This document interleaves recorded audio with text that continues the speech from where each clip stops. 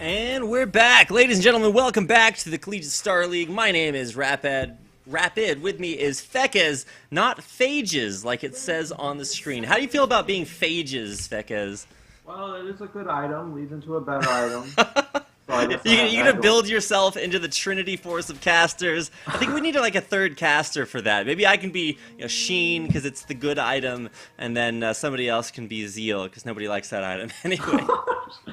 But anyways, welcome back. CSULA versus CSULB, or Long Beach. It's Los Angeles, Long Beach. Both of the CLUs battling it out. Battle of the sister or brother colleges. It's all a big family, and I do want to thank our CSL family for tuning in and watching us here tonight. Yeah, should be a good matchup. We're not having any early invades coming out. Looks like we're going to see some pretty standard lanes as well. There's a ward coming out from the mid lane for who's that? That's LA, Los Angeles. He's going to scout out, see if anyone's over there, and he's not actually going to catch Fox main. But yeah, standard lane, standard pulls, nothing too flashy here. I actually do have DarrYen on the bot side. He may want to double jungle here with his jungler. Looks like DDM is doing so as well. They both have teleport to take advantage of that, so they're just going to try to rush that level 2 and get up there. Also help their jungler get a little bit faster clear, go gank a little bit faster. Actually, here, it looks like Uptempo and the Vibe's going to take the Krugs. Alright, so a couple of interesting things there. Liger Zeros actually chose to smite the Gromp and then do the blue buff with the double jungle. You do get the benefit of smiting the Gromp, so you're going to get that, I forget what the name of that is. It's Gift of the Toadstool. Never had a Toadstool give me anything, but then again, I never smote any of them either, so maybe that's my mistake. I don't know if you really do that in real life that it works, but it does in the Rift, and we talked about it last week, Rift physics, and it's just one of those things that happens, but double jungle. It's yeah, it's happening right now. Looks like DarrYen gonna go back. Yeah. I'm being told by a couple of my college friends that you don't have to smite mushrooms to get the Gift of the Toadstool. I'm not sure exactly what they're talking about. We'll just leave that there. Back in the mid lane, the counter matchup there is, Veigar versus Galio. So you're thinking, hey, Galio builds a lot of magic resistance, maybe gets those Mercury treads, doesn't get stunned, blah, blah, blah. But the big counter to Veigar is having an AD carry that doesn't die. And, oh man, speaking of AD carries not dying, bottom lane 10 of clubs takes that third proc. There's the Ignite going down. Somebody heal. The double flashes. And, oh, Vibes maybe flashing a little bit prematurely there. Whoa, the flash in Uptempo! Bringing up the beat and dropping it on 10 of clubs, man. First blood for Vayne in the bottom lane.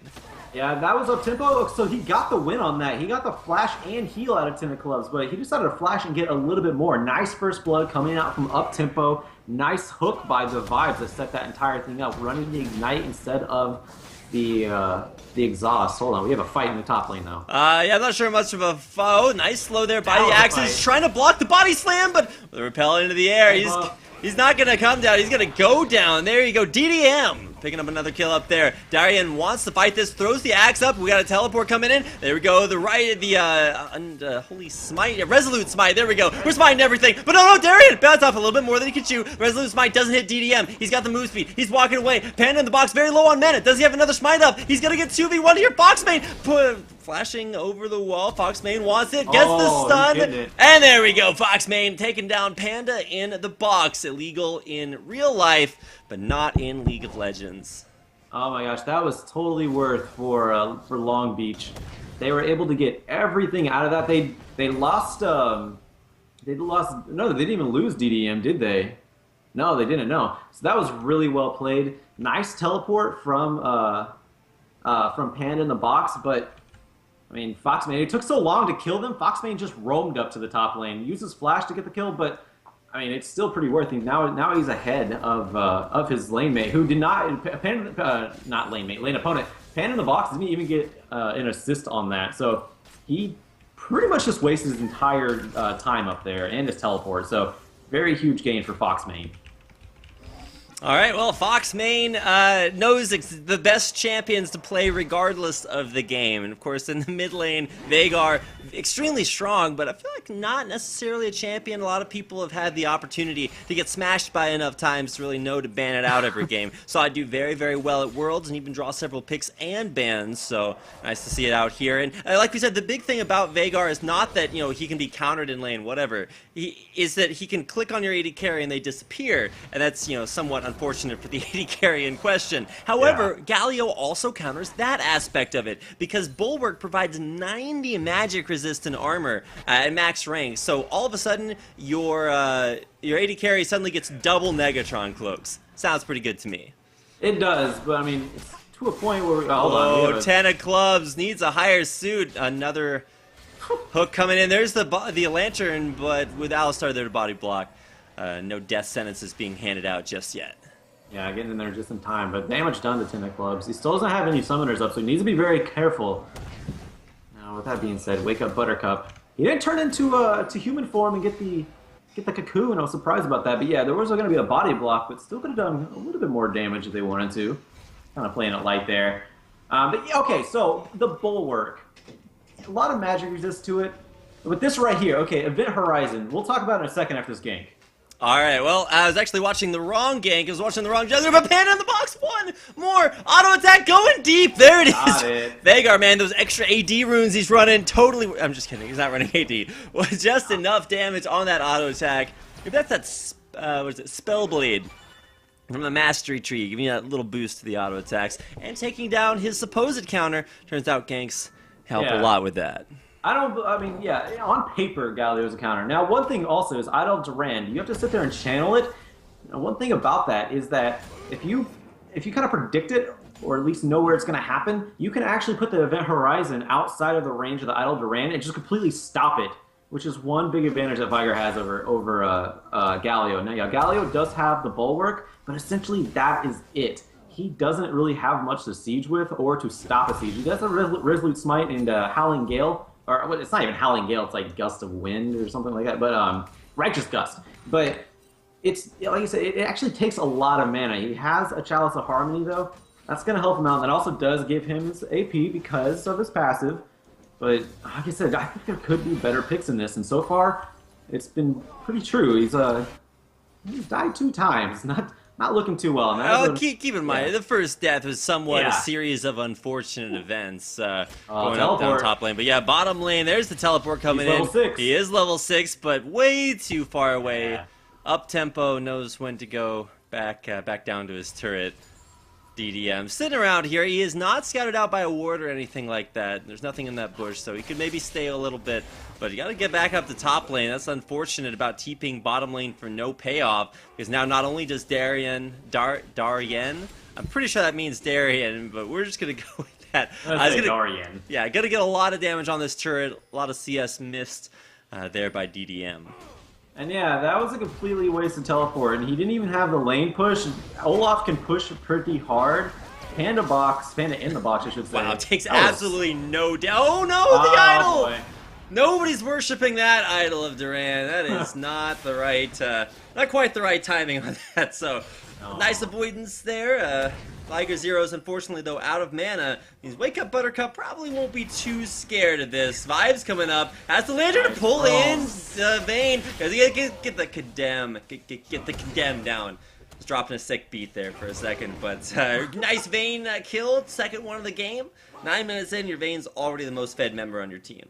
And there's a ward there. Could have used a teleport from DDM 101, but not gonna happen because he used it prematurely before. And yeah, that was the thing. Panda in the box. That was really... He didn't get anything off of that either, by the way. He uses Idol DarrYen and then just went back to mid lane. After Liger Zero's completely wasted his explosive cask, Idol DarrYen did not need to go off there. There's no kill potential coming out from a Galio. You have 2 offensive abilities if you waste your ults, which isn't even really a big amount of damage in the first place. So, I don't know, he didn't have any kill potential. He had Elise there, but Elise has no items to really follow it up. Wake Up Buttercup has not gotten that point yet, so I don't know. It was unfortunate Liger Zero's was out of mana. He paid for that, but because he used his ultimate before he should have too. But Panda in the box still not playing this one very well. Needs to focus. Needs to start pushing these lanes a little bit harder and try to roam with his Idol DarrYen. And he has teleport too. He can take advantage of that too. All right, let's see. But comes back to lane with a Negatron cloak on top of Chalice of Harmony. Now, another good reason that Galio is a good pick here is because when you look at the damage coming out of the team, you got Malphite, magic damage, Alistar, magic damage, magic damage. It is, the only physical damage is Caitlyn, and Caitlyn is one of the only AD carries without a real steroid. Or 80 steries, 80 carries without a steroid. Well, here comes Panda in the box. Bulwark's down. He's healing himself right back up there. Bulwark unfortunately does run out eventually. And with that red buff dealing true damage, the ult from Vhagar is enough to just barely come in and pick up that kill. DarrYen misses axe, gonna go ahead and pick it up. Cleanses the slow there with Ragnarok, goes back in on Liger Zeros, and will take him down. So ultimately, not all that bad a trade. Foxmane does unfortunately get out of that. A 1-for-1 in the end. Yeah, we're seeing the weakness of Idle DarrYen as well. Oh no, the turnaround! Wake Up Buttercup's gonna go to sleep there, DarrYen! Trying to run his way back away there. Some body blocks from Malphite. Another teleport in, this time from Galio, who does have Idle DarrYen back up again. But once again, his teleports aren't really on point to get those big ults off. No, and you have to rely so much on Flash from on a Galio, too, to set up the Idle DarrYen. So he doesn't have Flash. He actually just used it trying to get out of that gank before and still ended up dying. And yeah, Idle DarrYen, it's up, but not going to do much without that Flash. And yeah, the Bulwark, it is a nice ability, but it's on such a long cooldown, and he can only use it on one person, and you have to make a decision on who to use it for, because if you use it on not Ten of Clubs, you use it on Uptempo, then you're just going to be vulnerable, and Vhagar is going to melt you. Same to Wake Up Buttercup too. It's a very sticky situation. Dragon started though, and this is a wise move by Long Beach. I said earlier Caitlyn didn't have a steroid. She has headshot, but yeah, she does. This is a little unreliable. Let's put it that way. Cocoon missed on Ten of Clubs. Nice cage to block things out. Panda in the box gonna get in range for a huge ult. The Idol of DarrYen. Ten of Clubs down. This Foxmane gonna go down. One more auto attack's all it's gonna take, and there it is. Panda clicking him down. Liger Zero is very low on the backside. Wake Up Buttercup wants to take him down. It's actually Uptempo that picks up the kill. More kills coming the way. Wake Up Buttercup, a double for him, and in the end, CSU Los Angeles crushing the fight. And Panda in the box making me eat my words. Just got 2 kills out of that and 2 assists. That was very nicely played by Los Angeles. Long Beach just let him walk into the middle of the enemy team. He's like, I don't know. He's like, oh, hey, Galio, what's up? You wanna come hang out? All right, let's just get you in there. Oh, wait, you're ulting all of us. Somewhat unfortunate positioning there for 5 members. A nice cleanse, though, immediately from Foxmane, but even that didn't get him out of the idol in time. So, really great positioning. Panda in the box.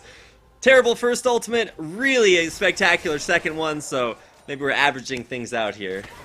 Hey, he's trying. He didn't even use Flash on that one because he didn't have it, so very, like I said, he's making me eat my words, but I mean, I don't know why Long Beach let him do that. He came in through the backside as they were trying to zone off the front side. Oh, DarrYen, he's gonna go. Yeah, Foxmane used Event Horizon on the front lines to zone everyone away from the Dragon, but the Dragon was going down so low, they weren't able to take it fast enough, and then they just got jumped on after Event Horizon was down, because that's their big CC, besides DDM's Unstoppable Force, which I don't think he was in that team fight. So yeah, it was, I don't know, it was definitely an unfortunate situation for Long Beach. They need to plan that a little bit better, and DDM, they need to start doing that whenever DDM has his teleport up, because he was not down there. It would have made all the difference in the world. Alright, well, now we're going into the, I guess what I would consider sort of the mid-game phase. A lot of other people are like, hey, 15 or 20, 25 minutes, that's mid-game. But you gotta consider what matters as far as, like, objectives are concerned. So, as soon as your turrets start falling, that's when things start to get a little bit crazy. And we haven't really seen too much pressure in that regard yet. I would say top lane turret looks to be a little bit worrisome there for CSU Long Beach. DDM, he may be able to stack up a lot of armor, but I don't think Olaf really cares about that. You can see, as far as his maxing strategy goes, maxed Undertow first, now he's putting points into Reckless Swings for a ton of true damage. Bottom lane, box down, Queen of Clubs, actually no, Ten of Clubs! He's the one getting grabbed in there, Uptempo gets knocked away, but flashing in, Ten of Clubs, a couple more auto attacks, gonna take him down, Uptempo, can he stay alive? He's tumbling away, Liger Zero's almost dead, but in the end, inevitably able to find that kill. DDM 101 gonna ult up the vibes. DDM actually might die here, and it does look like he's gonna go down. Now Liger Zero is actually pretty low. Wake Up Buttercup could clean up this entire fight. He's gonna have Repel up here in just a second. No, the headbutt on the minion! Not where Queen of Clubs wanted it to go, and in the end, Wake Up Buttercup grabs her 3rd kill of the game, turning that bottom fight around. 3 for 2 exchange even still, so making the best out of a bad situation. Yeah, it was very nice positioning by Uptempo, especially after the explosive cast went down onto him. He was still able to pick up a kill and dish out a little bit of damage before he died.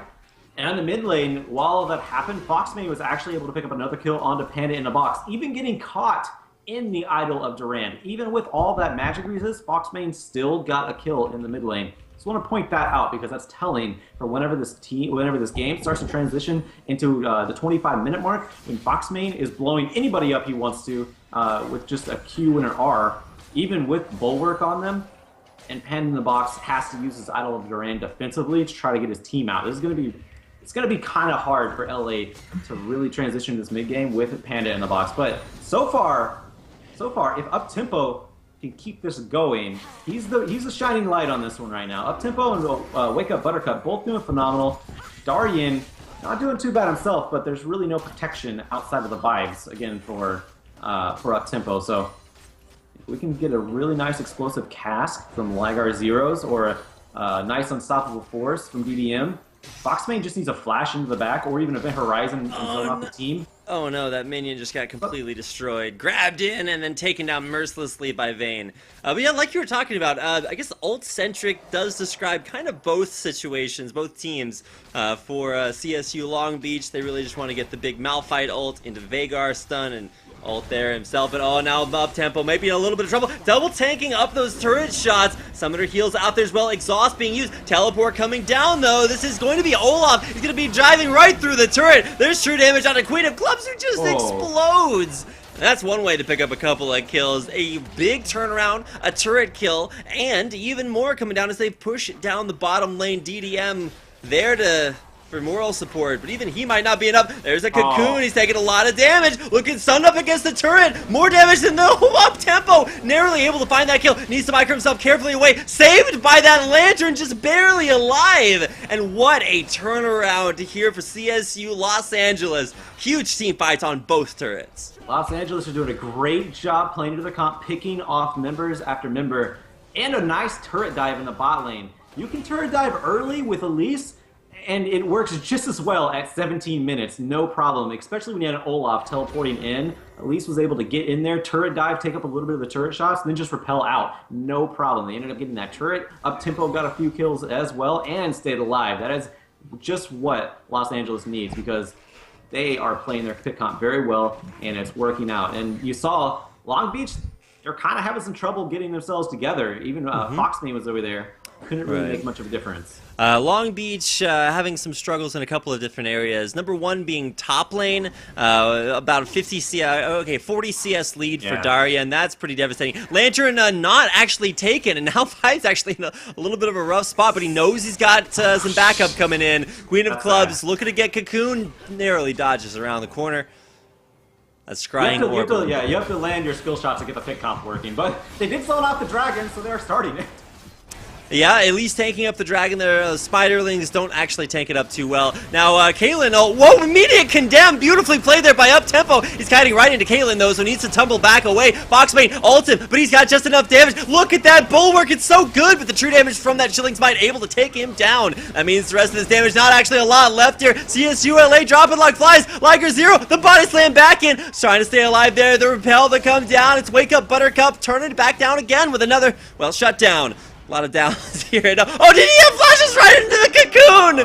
What was that flash, man? Able to spend his cooldown, but not able to do a whole lot else there. In the end, a crazy fight. This one, once again, won by CSU Los Angeles. I'm pretty sure DDM knew he was dead there, so he was like, I'm just going to flash, try to make as much damage as possible. You know, he wasted a flash. Flash doesn't deal damage unless you believe the previous death recap, in which case I've definitely died to 520 true damage from Flash before. But at least nowadays, everything good there as far as that Cocoon into Flash. Great Cocoon into the Malphite Flash. Even better Condemn into Alistar to keep buy up Tempo to keep him off himself. Really great peel there. Just, man, this game, all kinds of exciting, incredible. It's 20 minutes in. We already have almost 30 kills. Yeah, and let's talk about DarrYen. He was in the backlines destroying 10 of Clubs. 10 of Clubs had no one to protect her, and she was already low life. If she would have stayed alive in that fight, more than likely would have went into the favor of Long Beach, because she was poking away at a very safe range while Liger Zero and DDN were the ones being focused. 10 of Clubs, the only person on her was DarrYen, and DarrYen had Ragnarok and Ghost. Well, I don't think he had Ghost up. Oh, damage. Yeah, you can't. Yeah. Malphite. Right. Oh no! Uptempo goes into the wall. Vibes going the opposite direction. Kind of taking one for the team there. Foxmane actually pretty low. Got ignited there, but I don't think Uptempo really wants to fight this. Knows he has backup coming in form of Panda in the box, but Panda climbing out of the box, back in the mid lane. Yeah, that was a consolation prize. They were going for Uptempo, but they'll take the vibes. 1-3-15, 1-2-15 before that. 10 of Clubs, he's going to be walking. Oh, wake up, Buttercup. 10 of Clubs, actually in a little bit of trouble there. Panda in the box. Okay. Oh, that's a little bit anticlimactic. No, wake up, Buttercup. Diving a little bit deep there. He can cocoon himself, or repel himself on out of that one. And meanwhile, DarrYen, back up in the top lane. Yeah, up to 50. What's that CS advantage? It's like a 60 CS advantage. But that Olaf's starting to get a little ridiculous. And you actually notice he actually didn't go for the full black cleaver. He spent the rest of it into Dead Man's Plate, which has really been paying off in these team fights. Yeah, he doesn't need the black cleaver. The one doing the most damage in these fights is Uptempo and Wake Up Buttercup. He just needs to get in their face and zone off 10 of Clubs and keep all the focus on him while Uptempo just dances around, tumbles around. That's exactly what's been happening most of these whenever there's not a pick involved. And of course the vibes. I mean, that's the thing. You don't even. It's at the point where Uptempo doesn't even really need that much protection because they've got such an advantage in this. They're 9K up, and Long Beach. Even if they did get a decent team fight in the way they want, they can't really capitalize it on now. I think the only way they can really turn these around is maybe if Foxmane gets a nice Event Horizon onto Uptempo and just deletes him. But I mean, I don't even know if he's powerful enough at the moment to really delete anybody. Even Uptempo. Yeah, we should do a quick update on this. If you check out the Q bonus, 147 ability power at 22 minutes. It's a little bit behind schedule. I think you want like 160 to 180 by 20 minutes if you're like right on point with like max amount of AP. And he's fed too, that's the thing. Yeah, that's true. He's 5 and 2. He's been getting a lot of that AP from actually killing champions here too. That number was an estimate, by the way. Don't quote me on that. Oh, okay. All I'm trying to say is Veigar, strong, maybe could be a little bit stronger, but I mean 5, 2, and 3 is about all you can ask for your mid laner. The real weakness here for CSU Los Angeles has been anything that gets in front of Uptempo. He destroyed the bottom lane. 10 of Clubs, more like 10 deaths of Clubs, with a combined 9 deaths for the bottom lane as well, if you count both the 10 and Queen. King of Clubs apparently not showing up for tonight's match. You know, who knows what kind of difference it would have made, I suppose. Oh my gosh, look, okay, yeah. Galio, 2 damage spells, still deals all that damage, and has 1.5 ability power items. That is nice. That was on an ADC, to point out. They are squishy inherently. Uptempo split pushing. They're actually doing a 1-3-1 split push right now. They're in this kind of a lead. This is a fantastic position for Los Angeles. And it's a beautiful strategy to use here because with champions like Malphite, like Veigar, you really just want to go for that big team fight. Oh man, a nice Caitlyn almost takes down Uptempo. Still has about 600-700 HP though afterwards. And he's going to be labeled lifesteal all of that back up off these minions, or at least half of it. And once again, you can't really do anything about this. You got 3 champions, bottom lane, to defend a turret that is indefensible. Top lane, second tier turret already gone, and mid lane, well, I guess that's the last bastion of hope outside the base here for CSU Long Beach. Yeah, looks like Los Angeles, they're trying to siege on all fronts, doing a very good job. And yeah, Long Beach, they're so far behind. They cannot venture out. They don't even have that many. They have like maybe 3 wards. They have 4 wards out in their jungle right now. While Los Angeles, they have their entire enemy jungle littered with wards. Even a pink ward out there too. So they know exactly where Long Beach will be if they decide to roam. Like DDM right here. They know exactly where it's at, but not in a position to really do anything. Everyone's going to go back. They're actually prepping for Dragon right now. Going to go back, buy some items, get ready for a Dragon fight that they'll more than likely win at this point, this stage in the game. Buttercup going to do some damage. And that's also takes out Event Horizon. That's a long cooldown, but I think it'll be up by the time Teamfight comes in. Yeah, it'll definitely be back up, and really good repositioning here by CSU Long Beach. They were, even with the ward discrepancy, they were able to see, hey, we need to get to Dragon, know that timer, of course, now that it's global, trying to get in range, in position for the fight. Dragon actually already started up here by Los Angeles. DarrYen not afraid to bring sight into the pit. Everybody knows it's being done, but is there anything to be done about it? Queen of Club wants to get it, gets the headbutt. Where's the pulverize? Big the ultimate in there, the unstoppable force, locking up the backline, but look at Uptempo. Absolutely nothing being done. A huge idol of DarrYen and Uptempo. He's bringing up the tempo right now. Was that a double? Yeah, double kill there for Vayne to finish the fight in CSU Los Angeles. Go 1 for 5 and a dragon, all done, but the fat lady singing, all that's over but the crying. I don't know whatever the saying was. We're about to see Baron being started here in Uptempo, as strong as he's ever been. Yeah, he's strong. Believe me, if Tom Kinch were on this map, he would be singing right now. It's the closest thing to a fat lady I can think of. But man, Uptempo and Panda in the box is idle DarrYen.